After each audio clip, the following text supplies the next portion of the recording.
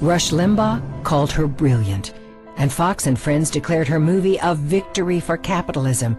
I am primarily the creator of a new code of morality which has so far been believed impossible, namely a morality not based on faith.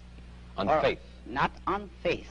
And let me start by quoting from a review of this novel, Atlas Shrugged, that appeared in Newsweek. It said that you are out to destroy almost every edifice in the contemporary American way of life, our Judeo-Christian religion, our modified government-regulated capitalism, our rule by the majority will.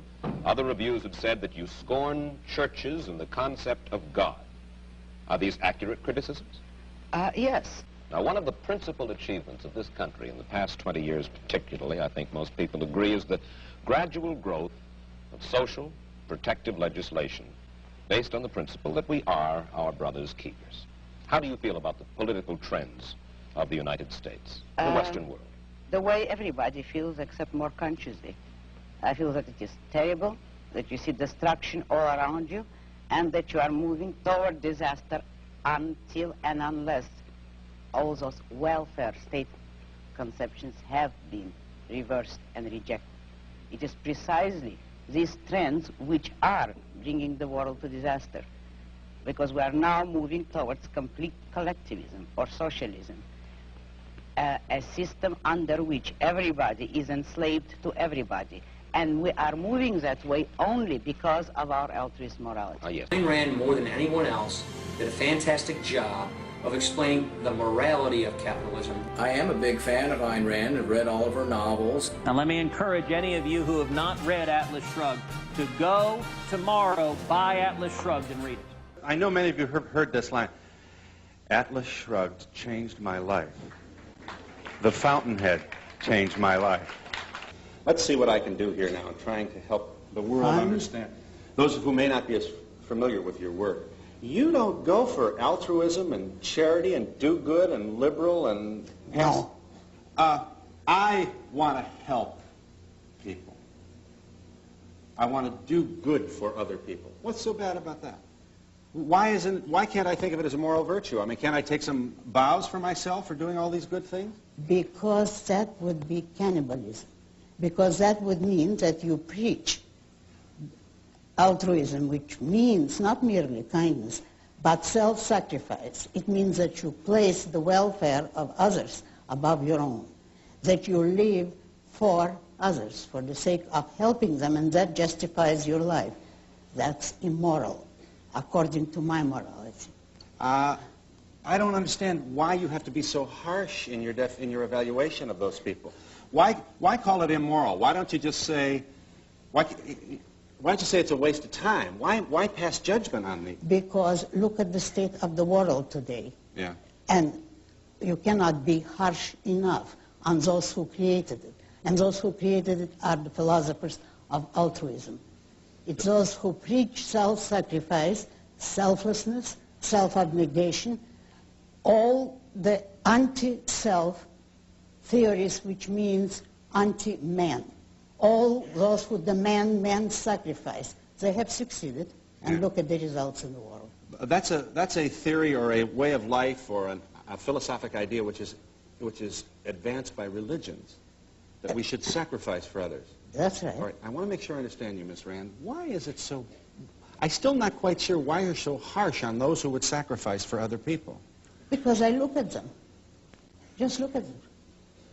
Because they don't hesitate to sacrifice whole nations. Look at Russia. Communism is based on altruism. Look at Nazi Germany.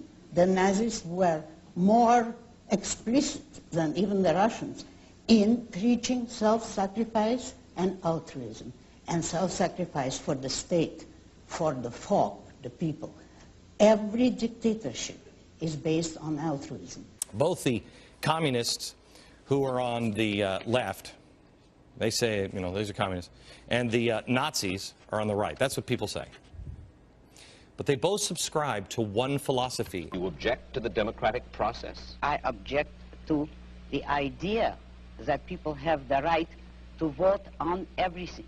I do not think that they have any right to live in a country merely because they were born here and acted and lived like savages. And she wrote, "The word we is as lime poured over men, which sets and hardens to stone and crushes all beneath it. And that which is white and that which is black are lost equally in the gray of it all. By the weak, which the weak steal the might of the strong, by which the fools steal the wisdom of the sages." What is it? If all of the creatures, even the botched and impotent, are my masters, what is my life if I am but to bow, to agree, and to obey? But I'm done with this creed of corruption. I am done with the monster of we, the word of serfdom, of plunder, of misery, of falsehood, and shame. Amen. My great friend, the late Bill Buckley, one of his greatest contributions to modern conservatism was his effort to purge it of cranks and crypto-cultists. And for Buckley, Ayn Rand and her followers certainly fit that description. Atlas Shrugged, which is the biggest selling novel in the history of the world, by the way. Right? Yeah, extraordinary. And it is, what it is 1,000 words of, 1,000 pages of ideological fabulism. Yeah. I had to flog myself to read it. The influence she had, you wouldn't believe. I published a review of her book by Whittaker Chambers. And so what did Whittaker Chambers say about her book? Well, it was a devastating review. So what did Whittaker say about it? Well, he might have taken a liberty. He said that he had never in his entire life as a reader of books run across any book in which the absence of goodness was so marked. Yeah. And he said, I can just see where this might end, saying, go to the gas chamber, go. He did it after such tight reasoning to show that that her scorn for charity, for altruism, was such as to build up an unfeeling system. Whittaker Chambers' legendary review of Atlas Shrugged starts with a simple observation. It's a remarkable, silly book. So silly, bumptious, and preposterous that it can be called a novel only by devaluing that term. Chambers knew, however, that Ayn Rand's offense went far beyond a bad novelist. The real problem was with the worldview those novels and Rand's other writings sought to inculcate in her readers. Her novels were tracks for what Chambers called a forthright philosophic materialism. This materialism which places man at the center of a godless world, a world in which self-satisfaction becomes the moral purpose of his life. It's hard for me to imagine a worldview more antithetical to Christianity. Also difficult to imagine a more juvenile one. As one writer aptly put it, there are two novels that can change a bookish 14-year-old's life, The Lord of the Rings and Atlas Shrugged. One's a childish fantasy that often engenders a lifelong obsession with its unbelievable heroes, leading to an emotionally stunted, socially crippled adulthood, unable to deal with the real world. The other, of course, involves orcs. And powerful committee chairmen on Capitol Hill make their staffs read her tracts. Even prominent Christian commentators call her work ahead of her time.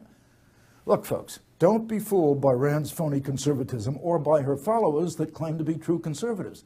Her philosophy of life, called objectivism, is nothing more than the idolatry of self and selfishness.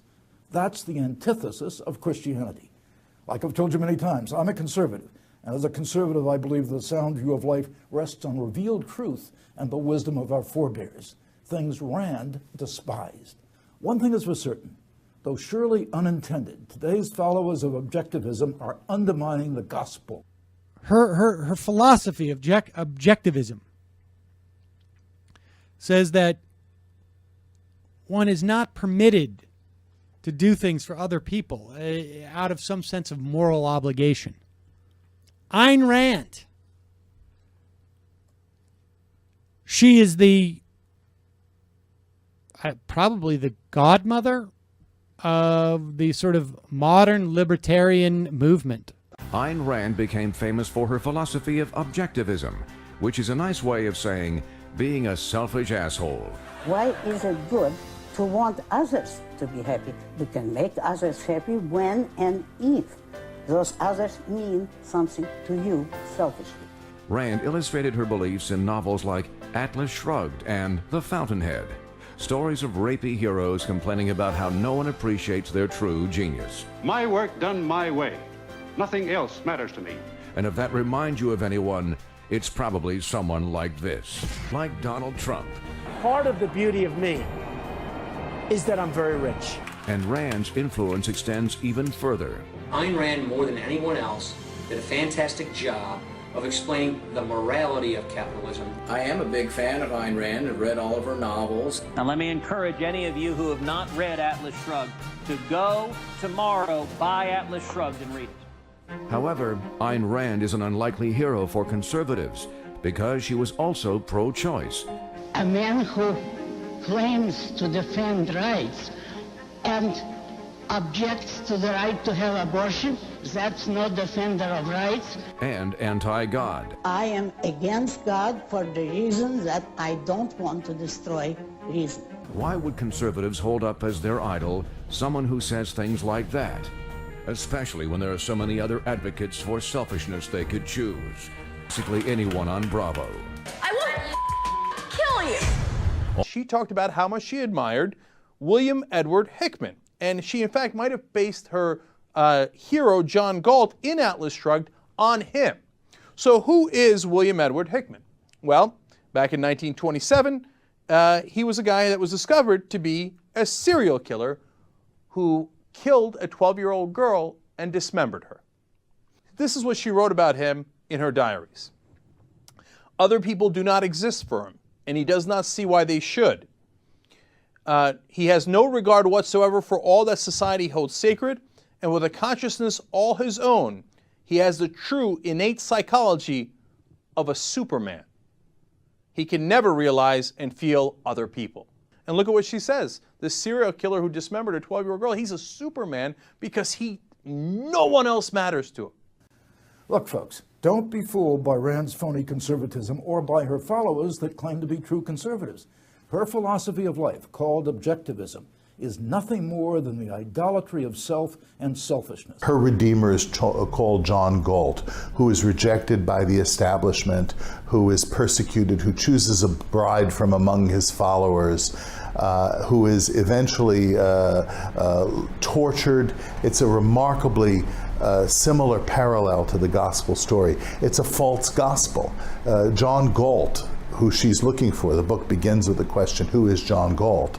She's looking for Jesus Christ, but she rejects all of the fundamental principles of Christianity, such as human solidarity, even a clear sense of human dignity, even though she believes in human rights.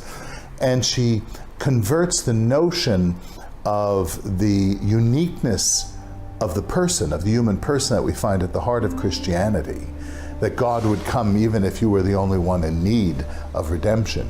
She converts that into a radical individualism.